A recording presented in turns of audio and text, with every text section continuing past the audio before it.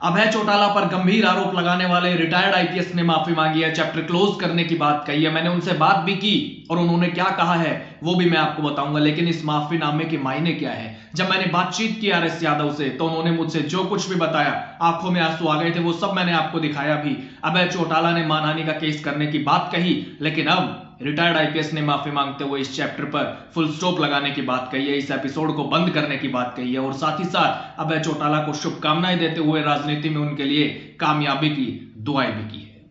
दोस्तों नमस्कार, मैं आपका यार जतिन पत्रकार। इनेलो सुप्रीमो अभय चौटाला पर गंभीर आरोप लगाने वाले रिटायर्ड आईपीएस आरएस यादव ने अब माफी मांग ली है। आरएस यादव ने अभय चौटाला को लेकर जो आरोप लगाए थे, गंभीर आरोप जो दावे किए थे, वो काफी चर्चा में रहे बीते कई दिनों से, लेकिन अब उन्होंने ये कहते हुए माफी मांग ली कि अभय चौटाला को राजनीतिक नुकसान पहुंचाने का मेरा कोई इरादा नहीं था। अगर वो हर्ट हुए हैं तो मैं क्षमा चाहता हूं। अभय चौटाला के खिलाफ किसी तरह का कोई षड्यंत्र नहीं था, उनका पॉलिटिकल नुकसान करने का इरादा बिल्कुल नहीं था। मैं रूटीन में अपने करियर की बातें डिस्कस कर रहा था, उसमें वो बातें भी आ गई। उन्होंने कहा कि वो राजनीति में कामयाब हो, मैं उनको भविष्य के लिए शुभकामनाएं देता हूं। मैं इस चैप्टर पर, इस एपिसोड पर फुल स्टॉप लगाता हूं। ये बातें कही है रिटायर्ड आईपीएस आरएस यादव ने, लेकिन इससे पहले एक इंटरव्यू में उन्होंने अपने पूरे करियर की कहानी बताते हुए ये जिक्र भी किया था कि एक बार अभय चौटाला ने उनको छित्तर मारे थे। उन्होंने ये भी कहा था कि वो गिन रहे थे, 39 छित्तर मारे थे और ये आरोप गंभीर थे, इसलिए पूरे हरियाणा में चर्चा में ये वाक्य रहा। जिसके बाद अभय चौटाला ने मानहानि का केस करने की बात भी कही, लेकिन अब आरएस यादव ने माफी मांग ली है। उन्होंने कहा कि मुझसे गलती हो गई तो वो मुझे क्षमा करे, उनको ठेस पहुंचाने का, राजनीतिक नुकसान पहुंचाने का मेरा कोई इरादा नहीं था। मैंने भी बात की थी रिटायर्ड आईपीएस से, वो बातचीत भी आप सुनिएगा। ये तो सबने देखा कि आपने अभय चौटाला को लेकर एक दावा किया कि आपके साथ मारपीट हुई है, केस को लेकर के बदला लिया 4-5 साल के बाद उस केस का। लेकिन अब अभय चौटाला कह रहे हैं कि आपके ऊपर केस करेंगे, तो कहीं एक डर किसी बात का? नहीं जतिन भाई, कोई बात का डर नहीं है, क्योंकि जैसे कि हमारे उपनिषदों में लिखा है, सत्यमेव जयते नान्यतम, सत्य की जीत होती है ना कि झूठ की। मैंने जो मेरे साथ हुआ है वो ही बोला है। एक्चुअल उन्होंने फिजिकल टॉर्चर किया है और कोर्ट में वो जाते हैं तो हम साबित कर देंगे। हमारे पास सब तरह के ओरल एविडेंस भी हैं और डॉक्यूमेंट्री एविडेंस भी हैं, सब तरह के साइंटिफिक एविडेंस वगैरह है, हम साबित कर देंगे कि हमारी पिटाई हुई है। मेरे दिमाग में एक सवाल आया साहब, ये 2000 के आसपास का ये मामला है जो आपने बताया, 2003 का। उसके बाद करीब 22 साल हो गए। मतलब ऐसा क्या हुआ कि अभी आपको ये बयान देना पड़ा, ये उजागर करना पड़ा, अगर आपके साथ ऐसा हुआ है तो?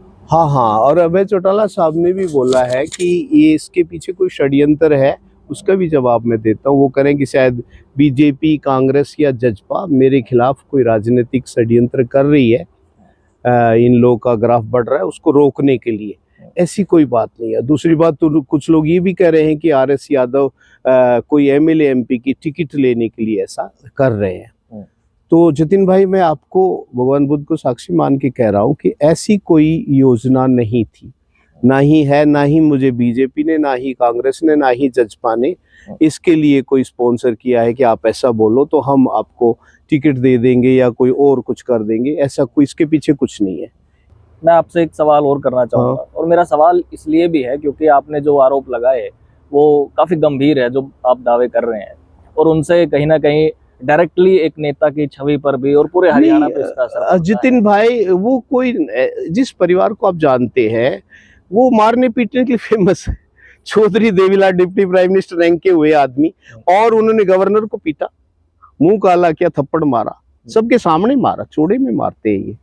मेरे को भी सैकड़ों पुलिस वाले थे, सैकड़ों लोग थे चौटाला गांव में, सबके सामने मारा। बहुत ज्यादा जब बेहोश हो गया मैं, तो फिर खुद मंजीत अलावत और ये जो दूसरे बंदे थे, समेराम कौशिक, ये बोले साहब ये मर जाएगा, हम सब फंस जाएंगे, पुलिस कस्टडी में है। आपको किसी ने नहीं बचाया? किसी ने, लास्ट भी इन्होंने ही बचाया, इनको ही दया आ गई। आज आपके पास अगर कोई केस करता है, कोई पुलिस वाला, कुछ है आपके पास साथ खड़ा होने के लिए? बहुत है, बहुत लोग मेरे पास है जो कहते हैं साहब हम बोल देंगे।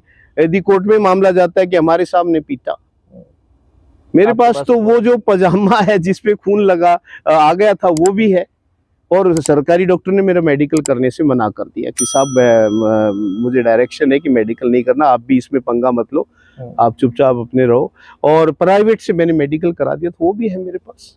आपने अब तक वो रखा हुआ है? रखा है मैंने। ये इंटरव्यू उन पे कार्रवाई के लिए नहीं, कार्रवाई में करना ही नहीं चाह रहा था मैंने, इसको एक समझ के, बुरा सपना समझ के, और कि भाई चलो मेरे किसी कर्म का फल होगा, ये समझ के मैं भूल गया था। ये तो संस्मरण में मैं उन्होंने महेंद्र अपने धर्मेंद्र भाई को, कवारी को मैंने बता दिया, ऐसा हुआ, पूरी कहानी है उसमें।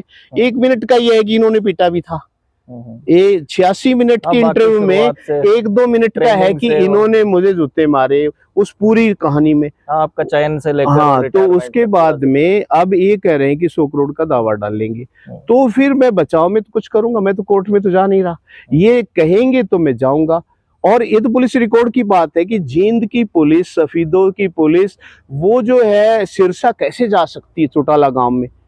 वो ड्राइवर गाड़ी लेके गया, वो ड्राइवर से जब इंक्वायरी होगी तो ड्राइवर भी बताएगा साहब ले गए थे मुझे, मैं साहब को मंजीत सिंह गहलोत की गाड़ी चला के ले गया, समेराम कोसी की गाड़ी चला के ले गया, सारे सबूत निकल आएंगे। यदि इंक्वायरी होती है इसमें, यदि सीबीआई की जांच होती है या लोकल पुलिस भी इन्वेस्टिगेशन करती है, अच्छा, हरियाणा पुलिस, तो सच बाहर आ जाएगा कि एक्चुअल में मुझे ले गए, पिटा गया, सबूत गाड़ी से ही मिल जाएगा। आपके साथ गलत हुआ तो आप कोर्ट क्यों नहीं गए? कोर्ट से ही मैं सारा जो कुछ मुझे मदद मिली है, इनेलो का राज खत्म होने के बाद सुनो, कोर्ट में ही गया हूँ। जब मेरे को सस्पेंड डिसमिस कर दिया गया, मैं जिंदल साहब की नौकरी करी, मैं 10 साल तकलीफ रही मुझे, 2000 में सस्पेंड हुआ, 2010 में मैं दोबारा नौकरी में आया, तो कोर्ट कैट ने ही मुझे वापस नौकरी दी, कोर्ट ने ही मेरा जो है, जज साहब ने मेरा वो केस खत्म किया जो चौटाला साहब ने बनाया, वहाँ मैं एक्विटल में हुआ, वहाँ मेरा बाइज्जत बरी हुआ, और उसके बाद सारा मामला कोर्ट ने ही किया है। ये जो आप बता रहे हैं चौटाला साहब के खिलाफ मैं मानहानि का दावा डाल सकता था, और जहाँ तक ये बात है, मैं पुलिस को भी, मैंने जज साहब को, पुलिस को, सबको बता दिया था। इवन कांग्रेस रिजीम आया उसमें भी मैंने, अब एसपी साहब थे मलिक साहब, उनको बयान दे दिया था मैंने, साहब ऐसे ऐसा जुल्म हुआ मेरे पास।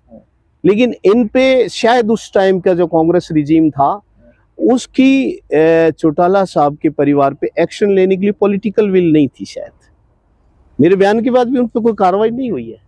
तो मेरे साथ खास बातचीत में रिटायर्ड आईपीएस ने ये बातें कही, लेकिन फिलहाल आरएस यादव ने माफी मांग ली है। मैंने इस विषय पर भी उनके साथ बात की तो उन्होंने कहा कि मैं इस चैप्टर को क्लोज करना चाहता हूं, मेरा अभय चौटाला को ठेस पहुंचाने का या राजनीतिक नुकसान पहुंचाने का कोई इरादा नहीं था। मैं तो पहले भी इसे बुरा सपना समझकर भूल गया था और अब भी इस पर माफी मांगता हूं। अभी कोई चुनाव भी नहीं है तो मेरा अभय चौटाला को कोई राजनीतिक नुकसान पहुंचाने का मकसद नहीं था। उन्होंने अभय चौटाला को भविष्य के लिए शुभकामनाएं और राजनीति में कामयाबी की दुआएं भी दी। तो रिटायर्ड आईपीएस आरएस यादव के मुताबिक उनके माफी के मायने साफ है कि ये पुराना केस है, हम इस पर फुल स्टॉप लगा रहे हैं। खैर, आपका क्या कहना है? आप अपनी राय जरूर दीजिएगा। हमेशा की तरह कमेंट बॉक्स के दरवाजे आज भी आपके लिए खुले हुए हैं।